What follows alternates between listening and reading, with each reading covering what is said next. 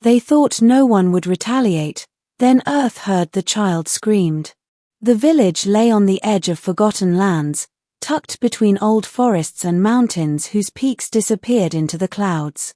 Generations had lived in peace, bound by a rhythm older than words. The people harvested from the soil, honored the rivers, and taught their children that the earth listened not as a passive witness, but as a living force that responded. But peace is fragile, and men with greed are like fire in a drought. One autumn evening, armored men from the Southern Empire rode into the village. They did not come as guests. Their banners dripped with conquest, their boots heavy with entitlement. They saw farmland to claim, hands to enslave, and voices to silence. The villagers resisted with words first, but words broke like twigs against steel. The raiders burned granaries. They tore down the old shrine where villagers prayed to the earth. They struck the elders who dared to stand before them. And when the chaos settled into a grim silence, only a few fires crackled where homes once stood. In the center of this ruin, a single child remained unbroken. Her name was Lyra. Barely 12 years old, she had seen her father dragged away and her mother struck down. Yet she did not cry, not at first. She clutched her brother's hand, only 6, and hid among the roots of the great oak on the edge of the fields. They thought no one would notice. But men drunk on power notice everything weak. One soldier, crueler than the rest, pulled her from the roots. Her brother screamed, small fists striking against armor, but was flung aside. The villagers who remained turned away, powerless. It was then, when the soldier struck her, that the scream tore free. It wasn't just sound, it was raw, primal, filled with grief, fury, and something ancient. The scream seemed to pierce stone, rattle branches, and sink into the ground itself. The earth heard. The soil trembled beneath her bare feet. The trees quivered, leaves shivering as though in a sudden wind. Far beneath, where roots tangled like veins, something stirred awake. For centuries, the earth had watched in silence, giving harvests and rivers without asking more than respect. But it was not deaf. And this time, the cry of a child demanded an answer. The soldier stumbled back, his laughter broken. The ground split with a sharp crack, swallowing his feet in mud that became stone. He screamed, but the earth showed no mercy. The soil hardened like iron, trapping him until his ribs crushed. His voice faded beneath the sound of shifting ground. The others panicked. Horses reared, tossing riders. The fields rippled as though breathing. From the forest, roots shot out, wrapping around men like serpents, dragging them into the dark. The villagers watched in horror and awe. Lyra's scream had not stopped, it stretched into a keening wail, raw with pain.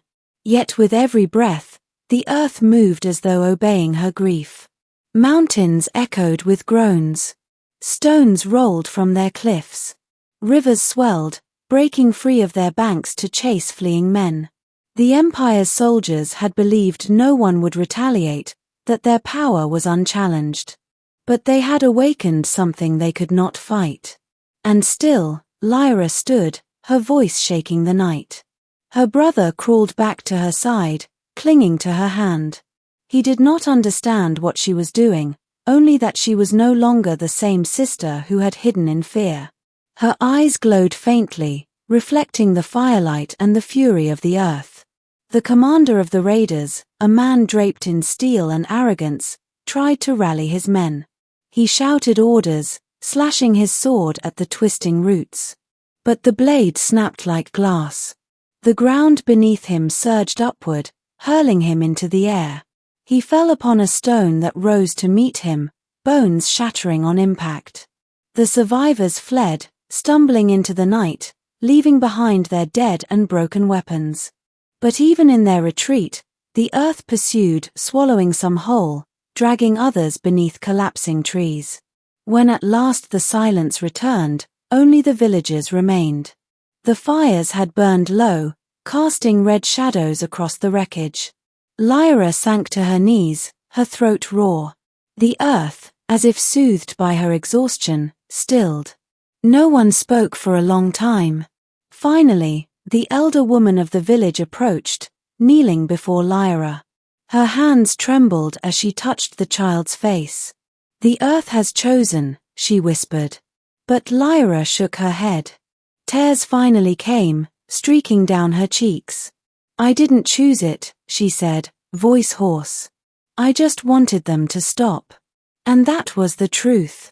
She had not called upon gods, nor summoned spells. She had simply screamed for mercy, for justice, for the pain to end. And the earth had answered. From that night forward, the empire never returned.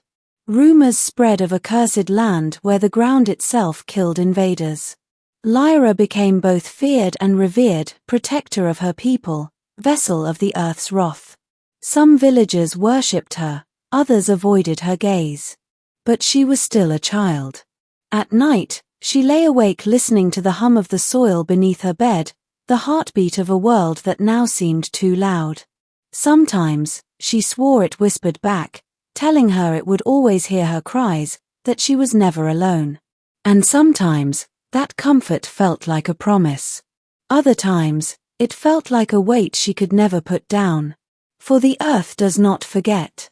And once it chooses to rise, it waits for the next scream.